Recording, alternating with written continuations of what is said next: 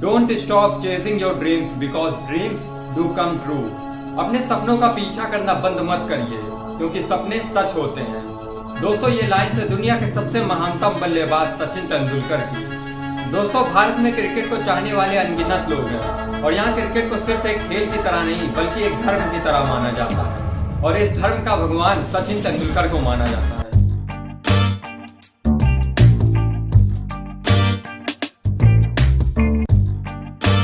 जी हाँ दोस्तों, मेरी आज की वीडियो है the God of cricket Sachin Tendulkar के बारे में। आज उनके जन्मदिन पर मैं आपको सचिन तेंदुलकर से जुड़ी सारी इंटरेस्टिंग स्टोरीज और उनके लाइफ की जर्नी के बारे में बताने जा रहा हूँ, जिससे आप सभी को बहुत कुछ सीखने को मिलेगा। तो प्लीज इस वीडियो को स्किप मत करिएगा और लास्ट तक जरूर देखिएगा। दोस्तों सचिन ही वह क्रिकेटर हैं जिन्होंने भारतीय क्रिकेट को एक नई ऊंचाई दी और क्रिकेट के खेल को भारत के घर घर तक पहुंचा दिया। और एक समय तो ऐसा भी था जब सचिन तेंदुलकर के आउट होने के बाद आधा भारत टीवी बंद कर देता था। और सचिन को क्रिकेट का भगवान इसलिए कहा जाता है कि जो रिकॉर्ड सचिन तेंदुलकर ने बनाए उसके आसपास भी किसी और क्रिकेटर का रिकॉर्ड नहीं है। चाहे वह सबसे ज्यादा रन बनाने का रिकॉर्ड हो या सबसे ज्यादा शतक लगाने का रिकॉर्ड हो और चाहे सबसे ज्यादा चौके ही मारने का रिकॉर्ड क्यों ना हो, सचिन हर रिकॉर्ड में सबसे आगे है।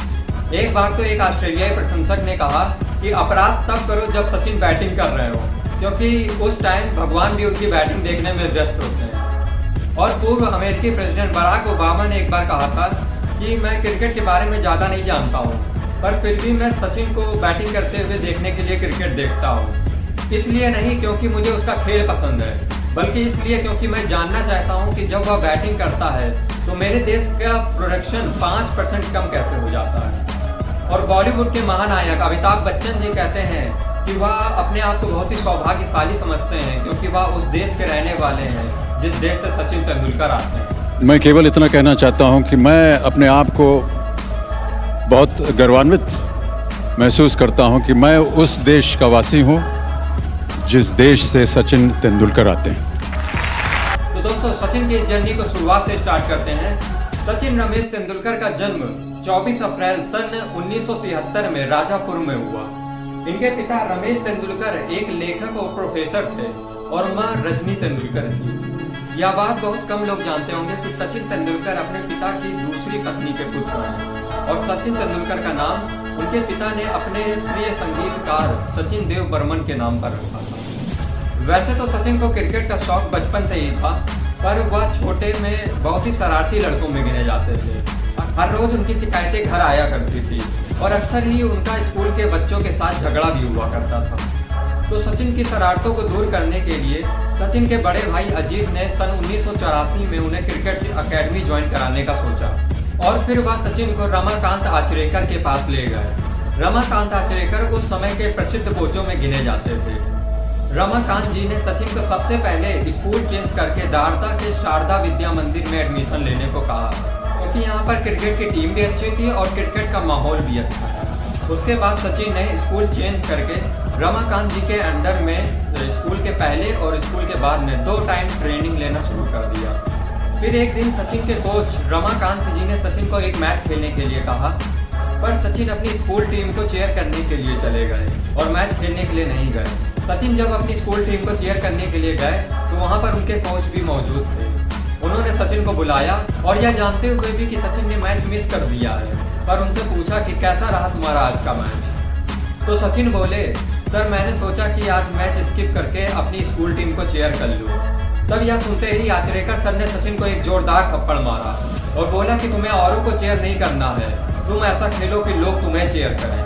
यह दिन सचिन की लाइफ में एक बहुत बड़ा चेंजमेंट लेकर के आया और इस दिन के बाद सचिन तेंदुलकर ने क्रिकेट की तरफ अपना और भी ज़्यादा ध्यान देना शुरू कर दिया। वह और भी ज़्यादा क्रिकेट की प्रैक्टिस करने लगे और सचिन को प्रैक्टिस कराते समय उनके कोच आचरेकर सर कभी कभी स्टंप पर 1 रुपये का सिक्का रख दिया करते थे और दूसरे खिलाड़ियों को बोलते थे कि वह सचिन को बॉलिंग करें। जो भी सचिन को आउट कर देगा तो वह 1 रुपये का सिक्का उसका हो जाएगा और अगर कोई भी सचिन को आउट ना कर पाया तो वह 1 रुपये का सिक्का सचिन का हो जाएगा।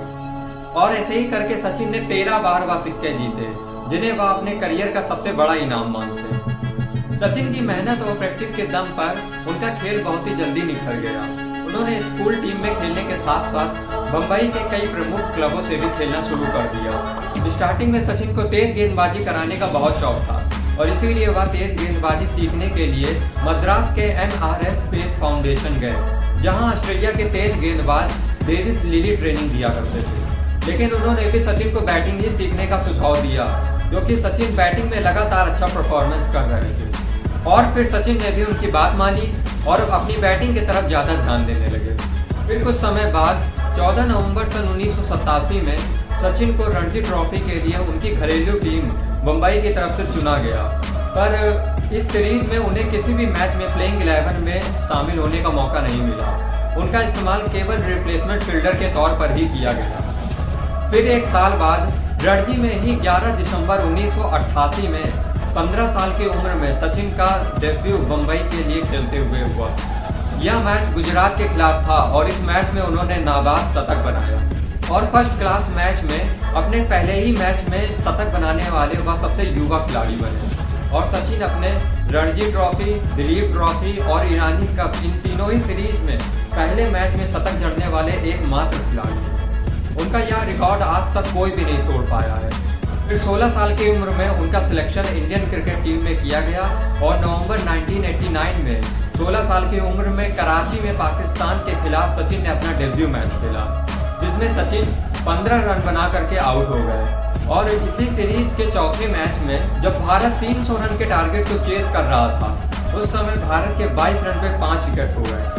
अब सचिन बैटिंग करने के लिए आए और वकार यूनिस की दूसरी बॉल सचिन के सीधा नाक पर पड़ी और नाक पर बॉल पड़ते ही सचिन जमीन पर गिर पड़े और उनके नाक पर से खून ही खून निकलने लगा। उनकी टी-शर्ट, उनके ट्राउजर, शूज, पिच पर चारों तरफ के खून ही खून था। यह देखते ही नवजोत सिंह सिद्धू, जो नॉन स्ट्राइकर इन पर खड़े थे, उन्होंने तुरंत ही फिजियोथेरेपिस्ट को आवाज लगाई। फिजियोथेरेपिस्ट आए, पर उस समय के फिजियोथेरेपिस्ट के पास केवल 2 ही इलाज हुआ करते थे। पहला सेरोडोन हुआ करती थी और दूसरा आइस बॉक्स हुआ करता था। और सचिन पूरी तरह से खून से लथपथ हो चुके थे। स्ट्रेचर लाया गया, सचिन को लेटाया जा रहा था स्ट्रेचर पर। उसी समय सभी के कानों में एक आवाज आई, सचिन बोले मैं खेलेगा। उस समय वह पूरी तरह से खून से लथपथ थे, उनकी नाक से रुई लटक रही थी, पर फिर भी सचिन बोले कि मैं खेलेगा। सचिन खड़े हुए और सिद्धू के पास जाकर के बोले, सिद्धू इंडिया खतरे में है, जान लगाकर खेलेंगे सिद्धू, जान लगाकर खेलेंगे। और वकार यूनिस की नेक्स्ट बॉल पर ही सचिन तेंदुलकर ने स्ट्रेट ड्राइव खेली और चौका मारा। और वकार यूनिस के उस ओवर में सचिन तेंदुलकर ने 3 चौके मारे। इससे पता चलता है कि सचिन अपने देश के लिए कुछ भी कर सकते हैं। उसके बाद सचिन ने कई सेंचुरीज मारी टेस्ट में, पर वनडे में उन्हें अपना पहला शतक लगाने में 78 मैचों का इंतजार करना पड़ा। 79th मैच में सचिन ने अपनी पहली वनडे इंटरनेशनल सेंचुरी बनाई। कोलंबो में ऑस्ट्रेलिया के अगेंस्ट खेलते हुए उन्होंने यह सेंचुरी बनाई। उसके बाद तो सचिन ने कई सारे शतक बनाए और कई बड़े बड़े रिकॉर्ड्स बनाते चले गए। और सचिन एकमात्र खिलाड़ी हैं जिन्होंने इंटरनेशनल क्रिकेट में 100 शतक बनाए हैं, जिसमें से 51 शतक टेस्ट में और 49 शतक वनडे में बनाए। और वनडे क्रिकेट में दोहरा शतक लगाने वाले वह सबसे पहले खिलाड़ी हैं। सचिन को क्रिकेट में उनके अद्भुत खेल की वजह से कई सारे पुरस्कारों से सम्मानित किया गया। सन 1997 में उन्हें खेल जगत का सबसे बड़ा पुरस्कार राजीव गांधी खेल रत्न पुरस्कार से सम्मानित किया गया। फिर सन 1999 में उन्हें पद्मश्री और 2008 में उन्हें पद्म विभूषण से सम्मानित किया गया। और सन 2014 में उन्हें भारत के सर्वोच्च नागरिक सम्मान भारत रत्न से भी सम्मानित किया गया। सचिन जब 1999 वर्ल्ड कप खेल रहे थे, उसी समय सचिन के पिता की मृत्यु हो गई और शुरुआत से ही अपने पिता से अत्यधिक लगाव होने के कारण ये उनके लिए बहुत ही बड़ा शौक था। सचिन वापस मुंबई आए और वह उस समय अपनी फैमिली के साथ रहना चाहते थे, पर उनकी मां ने उन्हें समझाया कि अगर आज तुम्हारे पिता होते तो वह भी यह चाहते कि सचिन अपने देश के लिए वर्ल्ड कप खेले। इसके बाद मात्र 72 घंटों के अंदर ही सचिन वापस आए और वापस आते ही उन्होंने केन्या के खिलाफ शानदार शतक 140 रनों की पारी खेली। इससे पता चलता है कि सचिन मेंटली कितने स्ट्रॉन्ग हैं। एक बार इंडिया और ऑस्ट्रेलिया के मैच के दौरान 5 अक्टूबर सन 2007 में ऑस्ट्रेलिया के बॉलर ब्रेड हॉज ने सचिन तेंदुलकर को बोल्ड कर दिया। उस समय ब्रेड हॉज नया इंटरनेशनल क्रिकेट में आया था और सचिन का विकेट लेना अपने आप में ही एक बहुत बड़ी अचीवमेंट थी जब विकेट बोल्ड करके लिया गया हो। तो मैच खत्म होने के बाद ब्रेड हॉज बॉल लेकर के सचिन के पास गए और सचिन से बोले, सर आप मुझे इस बॉल पर ऑटोग्राफ दीजिए, आज मेरी ज़िंदगी का बहुत बड़ा दिन है क्योंकि आज मैंने आपका विकेट लिया। सचिन ने ब्रेड हॉग से वो बॉल ली और उस पर ऑटोग्राफ देते हुए लिखा कि यह दिन तुम्हारी ज़िंदगी में फिर कभी नहीं आएगा। और दोस्तों, मैं आपको बता दूं कि इस दिन के बाद सचिन और ब्रेड हॉग लगभग 30-35 बार आमने सामने हुए, पर ब्रेड हॉग सचिन को एक भी बार आउट नहीं कर सके। जरा सोचिए, जब सचिन ये बात उस बॉल पर लिख रहे होंगे तो क्या कॉन्फिडेंस रहा होगा उनके अंदर, क्योंकि उन्होंने अब यह बात तो लिख दी पर अब उसे प्रूव करके दिखाना है जो उन्होंने लिखा। इससे मुझे रतन टाटा जी की एक बात याद आती है कि वे कहते थे कि मैं कोई भी सही डिसीजन लेने में विश्वास नहीं करता हूँ, मैं डिसीजन लेता हूँ फिर उसे सही साबित करता हूँ। I don't believe in taking right decision, I take decision and make them right. फिर कुछ समय बाद सचिन की लाइफ का सबसे बड़ा मूवमेंट आया जब भारत ने 2011 विश्व कप जीता। भारत के लिए वर्ल्ड कप जीतना सचिन के लिए हमेशा से ही एक सपना था। फिर आखिरकार भारत ने वर्ल्ड कप जीत लिया। वर्ल्ड कप जीतने के बाद और लगभग वनडे में सभी रिकॉर्ड अपने नाम करने के बाद 23 दिसंबर सन 2012 में सचिन ने वनडे क्रिकेट से संन्यास की घोषणा कर दी। और फिर एक साल बाद 16 नवंबर सन 2013 में सचिन तेंदुलकर ने अपने घरेलू स्टेडियम मुंबई के वानखेड़े स्टेडियम में अपना आखिरी टेस्ट मैच खेला। सचिन की पर्सनल लाइफ की बात करें तो सन 1995 में उन्होंने अंजलि से शादी की और उनके 2 बच्चे भी हैं जिनका नाम सारा और अर्जुन तेंदुलकर है। दोस्तों, सचिन ने क्रिकेट में भगवान का दर्जा अपनी मेहनत, अपनी कोशिशें और अपनी लगन से हासिल किया है। तो दोस्तों, ये थी कहानी क्रिकेट के भगवान कहे जाने वाले सचिन तेंदुलकर जी की।